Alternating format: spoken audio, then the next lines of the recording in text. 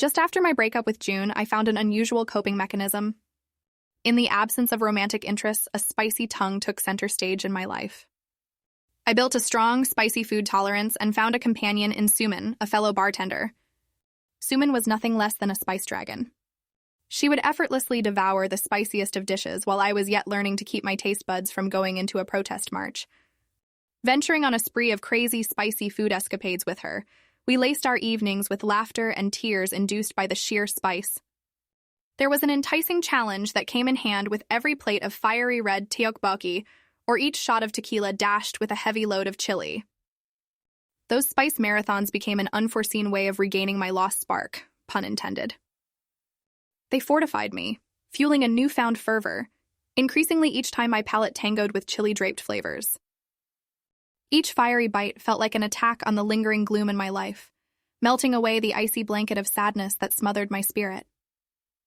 The searing heat of the spices was like an echo of my whirlwind life, a symphony of bittersweet notes that kindled my senses and masked the bitter taste that the loss of love had left behind. There I was, clawing my way out of the emotional rubble, one spice challenge at a time. From average dishes to fried chicken ribs slathered with volcano sauce and evilly spicy hell ramen, I'd managed to conquer them all. Nothing seemed insurmountable anymore, be it a bowl of tear-inducing soup or the daunting prospect of healing my broken heart. Gradually, I started bottling up this fiery courage, this resilience, to spill over into my cocktails at the bar. I took inspiration from this bold facet of my life, daring to mix unusual, fiery elements into my drinks. Just as spiciness had brought a new delightful burn to my life, it breathed a fresh lease of life into my mixology. The introduction of spiciness, quite like my life back then, made for an interesting twist in the cocktail scene that nobody saw coming. My newfound boldness transcended beyond my private life and exuded through my concoctions. The once easygoing Evelyn was now concocting audacious blends that compelled everyone to sit up and take notice, the same way I had to sit up and confront the changes in my life. The start of a competition, I often find, is drowned in solitude, silence hanging heavy like a curtain. All eyes were on me, a spectacle of expectation. The clock ticked away, its rhythmic tick-tocks a reminder of the fleeting seconds. The eeriness gave way to adrenaline as I rolled up my sleeves, a confident grin sketching on my face. The challenge was finally on, the crowd's anticipation seeping around me as I started to tease out my magic. A cocktail competition was not just about blending drinks. Rather, it was an orchestration of gestures, a choreography that moved from one ingredient to another seamlessly, a spirited translation of my silent symphony in the clamor of the event. I knew all eyes were on me, watching as I worked my way around a gamut of spirits and seasoning. My heart pounded audibly, flooding me with a craving to impress, to create a concoction that radiated my essence. The room filled with the aroma of the spirits as I opened each bottle, adding precisely measured amounts to the cocktail shaker.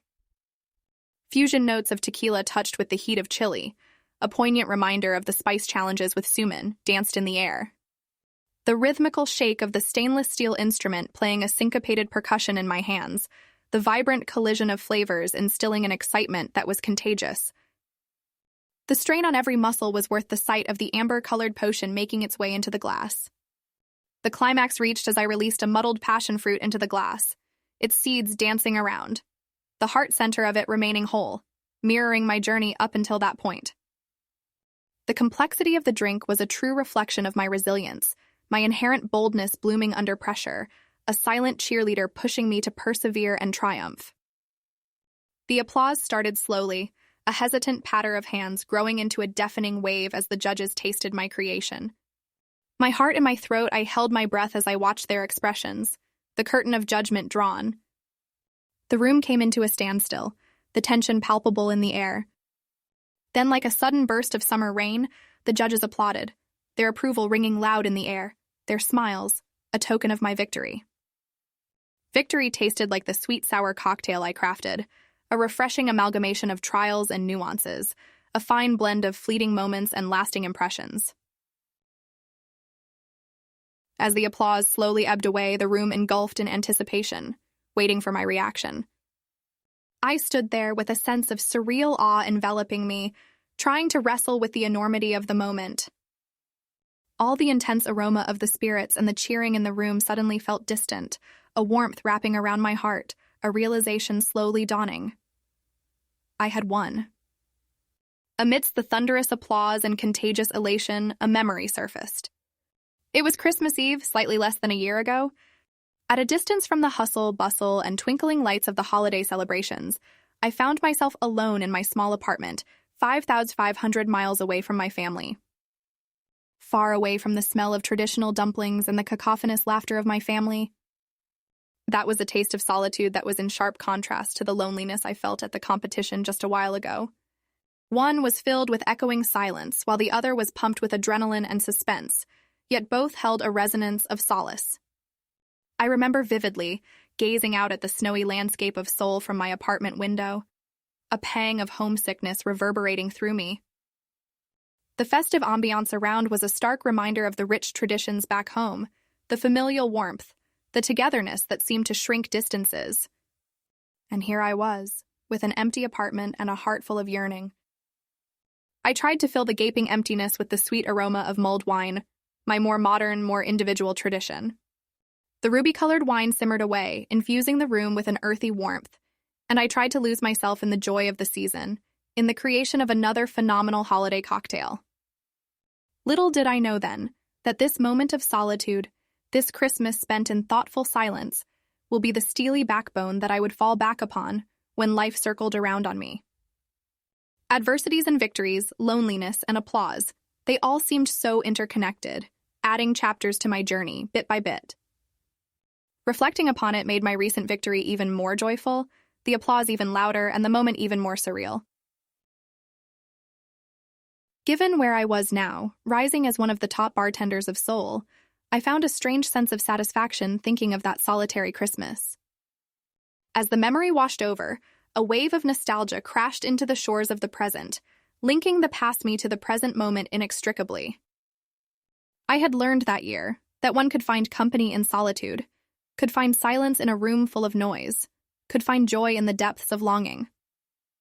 I remembered, sitting at my small checkout table that Christmas, pen and notebook in hand, jotting down my thoughts, my dreams.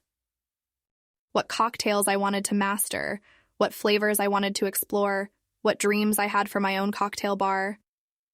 I made it a point that day to spend time with me, my thoughts, my aspirations, charting out a path for my professional journey. The clinking of the glass mixing tool, the gushing sound it made as it hit the sharp corners of the ice, the Christmas songs playing outside, all cocooned by the deafening silence within my small apartment. I felt a thrill rush upon me as I mixed the drink, a sense of belonging, a sense of being in control. Memories played in my mind like a silent black and white film as I sipped my freshly mixed mulled wine. Bitter, sweet, and with a dash of spice, a very reflection of my life. I remember a knock on the door breaking my solitude and being greeted with the cheery faces of my neighbors. As I welcomed them in and served them my blend of mulled wine, the sprightly smiles on their faces warmed my heart, made me feel a part of the festive ambiance. It was the silent monologue of that Christmas day that emboldened me when I subsequently faced the harsh lights of the competition, the scrutiny of a discerning crowd, the anxiety of living up to the towering expectations. It was then that I learned that there was an intangible bond connecting the life moments, oscillating between solitude and crowd, quiet introspection and boisterous festivities, heartfelt dreams and hard-earned reality. Now established as one of the top bartenders in Seoul, I greeted every patron with a mix of quiet confidence and nervous excitement that danced in my eyes. It was heady, this sense of accomplishment, of having achieved something that a few years ago seemed like a distant dream.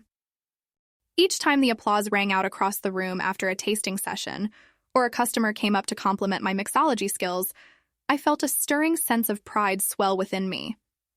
Don't get me wrong. This recognition didn't mean it was a cakewalk all the time. There were difficult days when my mixtures fell flat, when the customers would wear disgruntled looks and pass not-so-quiet whispers. But I guess it was precisely those moments that honed my spirits, the failures that made the victories taste sweeter. Each drink I mixed was a testament to my journey, the fresh, bold combinations reflecting my adventurous side while the careful balance of flavors spoke of my conscientious attention to detail. Every smile of satisfaction mirrored on the faces of my patrons was a step closer towards my dream. My dream of owning a cocktail bar, of mixing joy and spirits in the same glass and serving it chilled to the world. People often ask me the secret of my success. But you see, there weren't any secrets. It was just that simple thing, passion. A passion that burned brighter with every hiccup I faced. A passion that was fueled by the clinking sounds of toasting glasses, by the swirling patterns of the cocktail shaker, and the giddy laughter of my patrons. And oh, the respect. Sure, recognition was sweet and success was exciting, but it's when you're respected by those around you for your ethics and skills, that's when you know you've truly aced the game. And thankfully, over time, I had earned that too. Respected by my juniors as their mentor and cherished by my seniors as a worthy protege, my reputation in Itaewon's cocktail scene began to sparkle and shine, much like the shimmering ice cubes that danced in my cocktail glasses. The satisfaction I felt wasn't just about having risen to the top, but having done it in my own spirited, spontaneous way. However, taking another key step in my journey meant standing up for what I believed in ways that went beyond my passion for mixology. One evening, while the bar was in its usual clatter and bustle, I watched as Jongwoo, a junior bartender new to our team, struggled to manage the demanding crowd. Now, Jongwoo was a highly talented individual, brimming with potential but still a bit wet behind the ears. He was visibly shaken as one particularly difficult customer berated him for a minor oversight. Watching him from the other end of the bar, I felt a surge of protectiveness, a need to combat the unjust and harsh criticisms directed at him. Ignoring the studying silence around me, I marched over and responded, calmly but assertively, addressing the customer's complaint and defending the young bartender's effort and talent. With all eyes on me moment wouldn't have been easy for anyone, and for someone of my personality, it was downright horrifying. But here's the thing. I believe that everyone, be it a top-rated bartender or a newbie, deserves respect for their effort, for the dedication they put into refining their craft, and, well, for just being a part of this tough but intriguing profession. And that momentarily eclipsed my usual easygoing, oft-reserved disposition, compelling me to speak out for my junior. For a moment after I finished, the bar remained silent, the air thick with anticipation. But soon the gentle murmur of conversation resumed. The irate customer, though still a bit grumpy, conceded and even offered a far more considerate feedback to Jongwoo. The relief and gratitude in Jongwoo's eyes were incredibly validating. The fact that my words were able to bridge the gap and resolve the situation was a stark reminder of the power of empathy and assertiveness. That night, as I looked around my bustling workplace soaked in warm lighting, echoing with mirthful chatter and the soothing clink of cocktail glasses, I realized that I was more than just a bartender. I was someone who could influence others positively, who could stand up for those around her. It was an unfamiliar territory for sure, a far cry from just mixing up cocktails. And yet, it was a role that I found myself slipping into surprisingly comfortably. From that day on, I knew I held more sway in the cocktail circlet than I had presumed, and it was up to me to use that influence conscientiously. As I began to understand my newfound influence in the cocktail circuit, an unexpected phase of introspection followed. With several tastefully concocted cocktails under my name and newly earned respect from my peers, I couldn't help but feel a sense of pride and accomplishment. Yet, I was all too aware that achieving prominence in my field shouldn't be an endpoint, it should be a stepping stone to aspiring for more. The victory was proof of my capacity to influence and my potential to change the pre-existing dynamics of my profession, but it didn't end there. As the bustle of the bar continued around me, I found myself secretly carving out moments of tranquility amidst the chaos to think. I pondered over my strengths, my accomplishments, and how they had brought about positive changes, not just for myself, but also for others who looked up to me. Yes, sometimes my fears and insecurities snaked their way into these solitary moments, threatening to overshadow my strengths with the shadow of self-doubt. But each time they did, I reminded myself of the times I had successfully navigated through the storm of challenges, like standing up for Jongwoo that fateful night, or when I leaned into my own vulnerability and turned it into something deliciously creative in the form of my signature cocktail. I was rising through the ranks, and with each success, I was becoming more than just a bartender. I was becoming a mixology maestro, a mentor, a voice that now echoed significant influence. The prospect was thrilling and daunting in equal measure, but I chose to embrace it, sitting with the discomfort, the anticipation, and let these emotions unfurl into a resolve. So I decided to strive for greater heights, to continue growing, innovating, and using my influence for the betterment of the cocktail industry. I was determined to turn the spotlight towards uncelebrated talents, to create an environment that prized respect and positivity, and to continue concocting art in a glass that didn't just satiate the thirst, but also expanded the horizons of mixology. As I plunged back into the familiar rhythm of pouring drinks and serving customers, I knew that I was preparing myself for an even more exciting journey, underlining my wish to make a difference and give back to the community that had given me so much. It was a daunting future I was carving, filled with uncertainties and expectations, but I was prepared to meet it head-on, mixing spoon in hand.